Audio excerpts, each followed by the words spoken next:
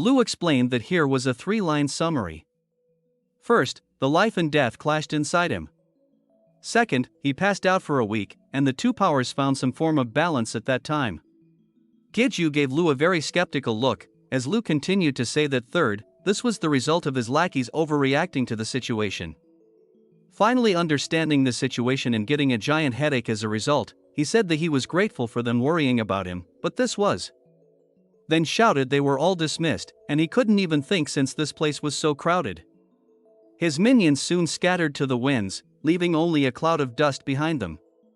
Sighing loudly, he asked Lu to explain in more detail since just barely got the gist of things. Lu replied that there isn't much more detail than what he told him, since that was pretty much everything. If something was abnormal, it's that the fragment that broke off of life during that clash has settled in, and he's concerned by its location. This puzzled our hero for a moment. Lu told him that he should just see it for himself, by activating his demonic eyes.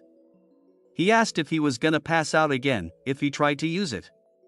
And Lu told him to just give it a shot, since he's got nothing to lose. Agreeing, he slowly closed his eyes, then suddenly opened them to activate his demonic eyes. They stared at each other puzzled, and Giju said he couldn't notice any difference. Lu replied that's because he couldn't see his own face at the moment, and advised him to ask Elle to change into her sword form, so that he can look at his own reflection. He kindly asked Elle if she didn't mind, and she readily agreed by grabbing his outstretched hand. Then transformed into her sword form. Upon looking at his own reflection, he was wondering what changed, when he suddenly noticed. He became nervous and shocked, while Brunhart remarked that one of his eyes has turned gray. The color change of the demonic eye was something that was important, but since neither Lu nor Elle knew anything about it, he decided just to keep an eye on it for now. Sometime later, Rogers was groveling in front of Giju having something he wanted to say. Rogers pleaded to be given a chance to take revenge against Iron Shield. Giju thought to himself that Hart groomed him well, seeing as all the rage that accumulated inside of him was being directed towards Iron Shield. But he told Rogers, what could the likes of him possibly do? Clinging onto Giju's clothes, like he was the last hope he had, he said level up, he just needed to level up again. He could become strong like before. No, even stronger than before in a flash. Giju told him the reality that he couldn't get stronger anymore, which shocked Rogers. He looked him straight in the eyes and continued to tell him that even if he hunted, the power 9 has taken from him will never return, and he could no longer level up. Using his demonic eyes, he could tell now. Rogers' vessel has already been damaged, to the point that it's a miracle he's still alive. Rogers started to tell him that he knew of all the corruptions that Iron Shield has committed until now, more than enough information to ruin him. Throwing Rogers back down, Giju told him that it would certainly be helpful, but how could he possibly trust him? Rogers looked dumbfounded, and could only lower his head. Giju at that moment said that he could give him a chance, but asked if he was willing to do anything. Rogers looked up with hope and said of course, whatever he commanded him to do, but before he could finish, he was cut off literally at the neck. As a puzzled Rogers looked on without knowing what just happened to him, the system notification said that cannibalism was being activated. Afterwards, Lu was asking his master, why didn't he just use cannibalism from the start instead of going through all that, and Giju replied that it was important to let his malice grow. He'll obey his commands as long as he's an ego, but he's more useful if he has his own sense of purpose. Moreover, he didn't think that's what's important right now, as he nervously looks over his shoulder. A star-struck Death Knight was standing behind him saying that it was his duty to serve his great master, and was willing to protect him by his side, wherever he goes. The angels were also awestruck and said that they belong with their great master, and should be allowed to serve him even outside. He asked them if they were insane, that they wanted to follow him outside. The Death Knight explained that their existence would have no meaning if they could not protect him, and the angels also agreed and said that their lives were dedicated to protecting him. Giju rubbed his aching temple, saying are they competing to see how burdensome they can be to him now, and Lu sarcastically said what's so bad about it, at least they won't betray him. He was wondering how he could persuade them, and then a sudden idea came to him. Turning around to address them, he asked them if they thought that Lu and Elle were not capable to doing this. They were all stupefied by this question. He continued to point to his rings and said, Lu and Elle are protecting him, but they didn't trust them. Starting to sweat a little, the Death Knight didn't know Lu's identity, but was getting scared regardless.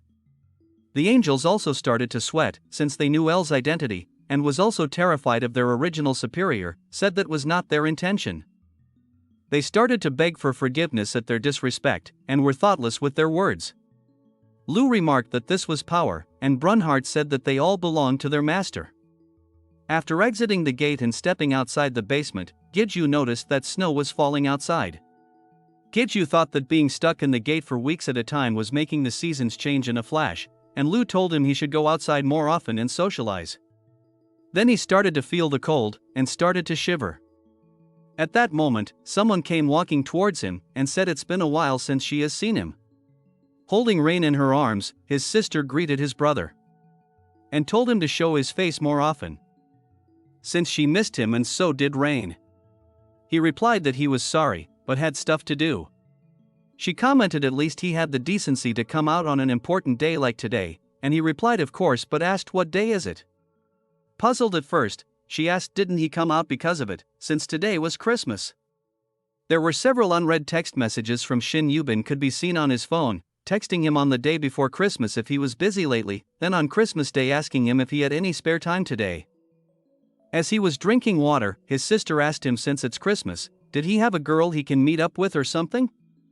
Looking back at her, he said that was a rude thing to hear from his sister, then asked if she had someone to meet. She proudly pointed to herself and declared that she was a student, and a student's gotta focus on her studies. He pointed out that all her testing was over with, and besides he should be spending Christmas with his family. Her sister lamented, saying that she knew he was gonna say that, and he was gonna be solo for the rest of his life. She pointed towards the door, and said that she was going to hang out with her friends and mom also has plans, so go out and meet someone. Asking if he didn't have even a single girl he could meet on a day like this, and to her shock, he replied that he got a message from someone. Seeing her astonished expressed, asked what's with that irritating look when she's the one who asked. She expressed that he's likely to be the type to send the shortest replies possible, to which he nervously looked away saying that he didn't know what she meant. He told her to be on her way, and he will take care of it himself, to which she sarcastically replied, sure he will. He was thinking at that moment, it's been a while but he couldn't really recall the last time they celebrated something like that. Then texting to Shin Yubin, asked if she was free to help him buy gifts for his family. And when she agreed told her that dinner was on him.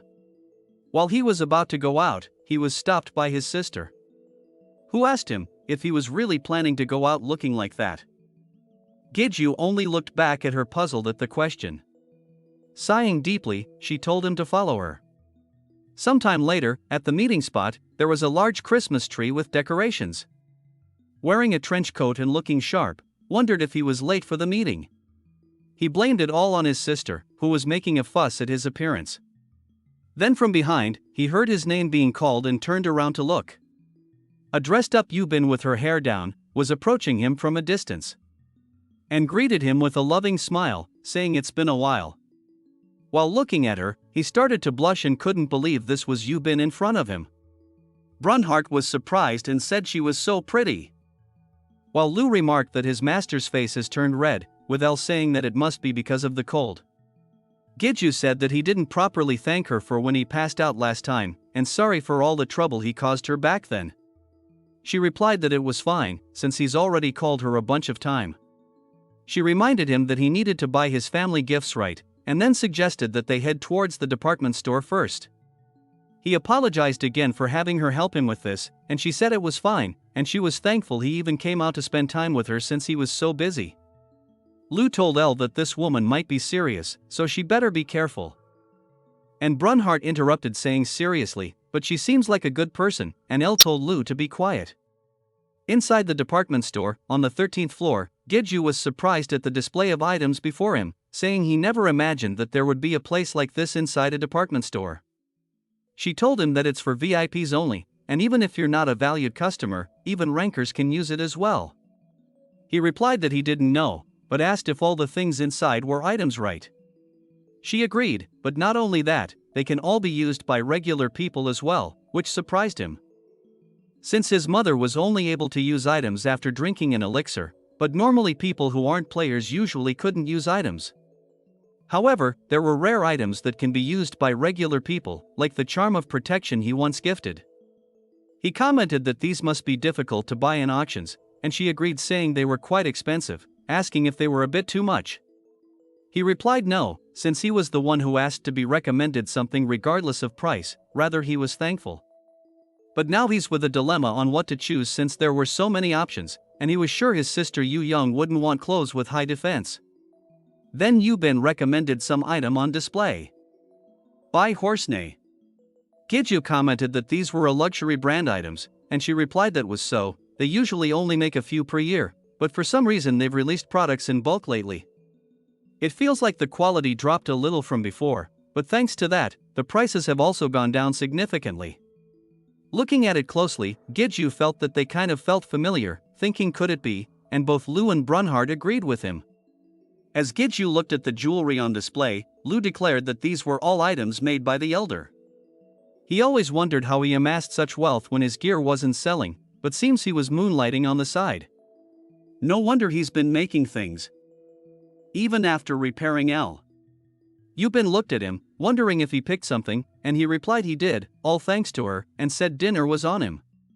Inside a fancy bakery, Yubin was pleasantly pleased at the place he took her, and asked if he came here often, while taking pictures of the food they ordered. He told her not really, but someone he knew recommended this place to him. After taking a bite, he was delighted at how good the food tasted, and without thinking said he should bring his mother and sister here next time. Yubin drank her wine in silence. After the meal was eaten, she asked him what his hobbies were, which caught Giju off guard. Then, thinking about it, said he really hasn't thought about it. Then she asked him about his favorite movie, to which he replied that he hasn't seen a movie in a while. When asked about music, he just replied he didn't really know any modern music. He told her he was kinda embarrassed, since he couldn't really answer her questions other than like this. She quickly said that was not the case, it just felt like to her that he didn't have anything to spare. Giju was still kinda clueless at all this. Yubin slapped the sides of her face, saying never mind, she thinks she might be a bit drunk. Then she quickly apologized, saying that she must have gone off on her own since she didn't know much about him. Lu remarked that she's quite sensitive when it comes to those things, since he wasn't really living a life of his own. Giju asked him to repeat that again, and Lu replied that to put it more bluntly, he didn't have anything like a self. Then asked what did he do for himself. Revenge, that's just for relief. Getting stronger, that's ultimately for his family's safety. And what about today? Not just today, but has he ever done anything purely for himself? Then with a somber expression, Giju thinks he kinda gets what he means. When he had to support his mother and sister by himself, even he must have had tons of things he wanted to do, but he had to cut them off. That was the only way they could survive. But after meeting the egos, gaining strength, and escaping from poverty, he thought he'd satisfied many of the things he'd lacked. But he guessed that things he cut off won't return to him that easily. Lu continued to say that this was the problem with humans. While Yubin was blushing red and waving her hands, saying to disregard what she just said, it was just that she heard things from her dad in the past, and she misspoke because of the alcohol. But to her surprise, Giju just thanked her. With a grateful smile on his lips, he said thanks Yubin for caring about him. Looking back at him, she started to blush red all over again. Turning her head in embarrassment, she said you're welcome. Then making a decision, she turned towards him and asked while they were on the subject if he would like to go watch a movie with her, but is rudely interrupted by a loud scream coming from outside. Both of them turn in surprise towards the shouts of help coming from nearby. They looked at the scene of chaos caused by a gate, not only that, but an abnormal one in the middle of the city. The Players Association was able to quickly handle the situation, and was setting up to test the gate, while onlookers watched the scene. People around were talking about what a horrible thing to happen on Christmas night, while Giju and Yubin watched from the back. Yubin guessed that this gate looked to be a unique gate, and he agreed. Gates often do appear downtown, but they usually don't exude enough mana to cause people to pass out. But in the recent situation, normal people were passing out on the streets, but luckily the Player Association was nearby, so the rescue team arrived early. Fortunately, there were many players in the vicinity, so the rescue process finished quickly. The representative from the player association was up front addressing the gathered players, saying they like to thank all of them who cooperated. They will now be drawing lots for the gate clearing rights from among everyone present, asking all those who'd like to participate in the draw to register. Giju asked if rankers are automatically registered as candidates, even without participating in the draw. And Yubin said yes, since they already revealed their identities to the association members during the rescue process, asking if he was thinking of heading home.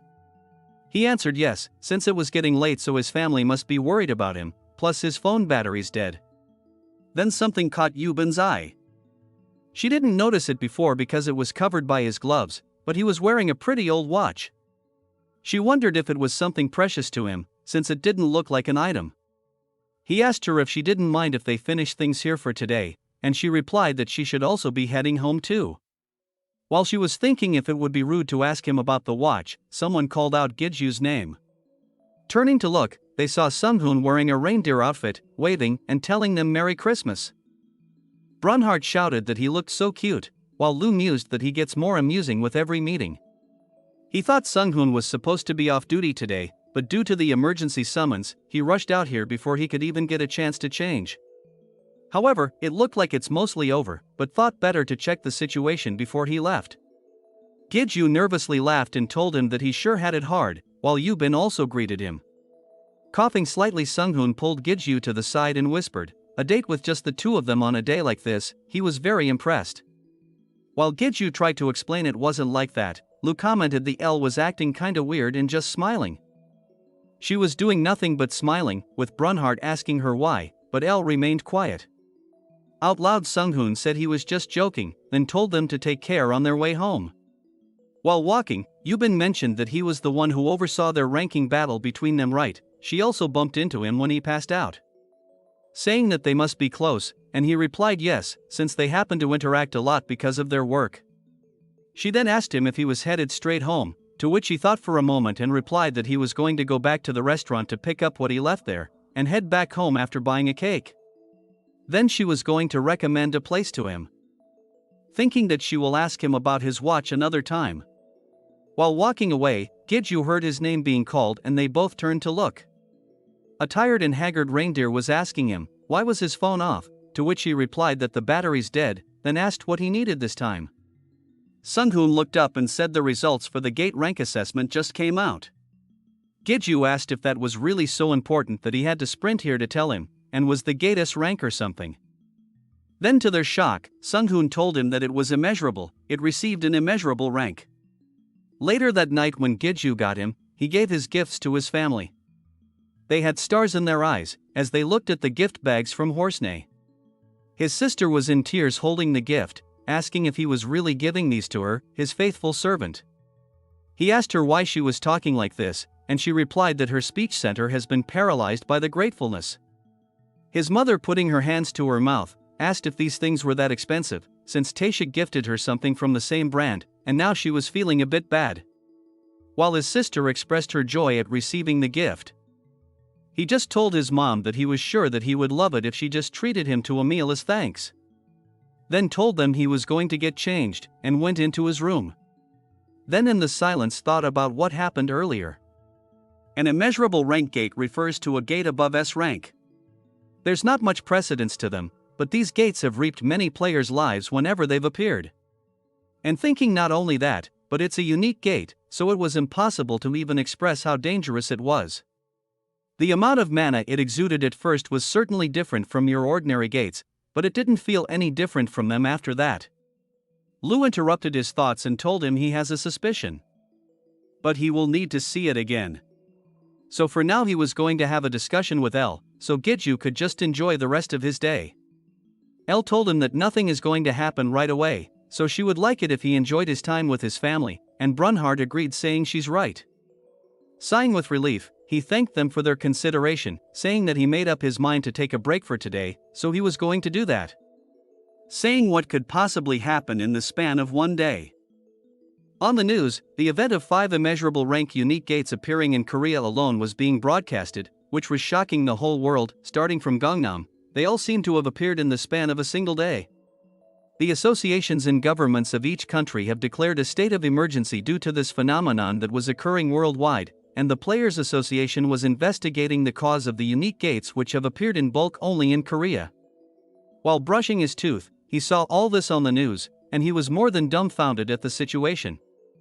Then shouted that he was going out for a bit, while his sister asked him where was he going, and why was he taking Rain with him. Quickly getting dressed and heading out the house, he called Sung-hoon and asked him to pick him up right away, telling him that he needed to go somewhere, when Sung-hoon on the other side said he had great timing, since he was just about to call him. Being surprised at this, he heard Sung-hoon telling him that he was already outside his house waiting for him.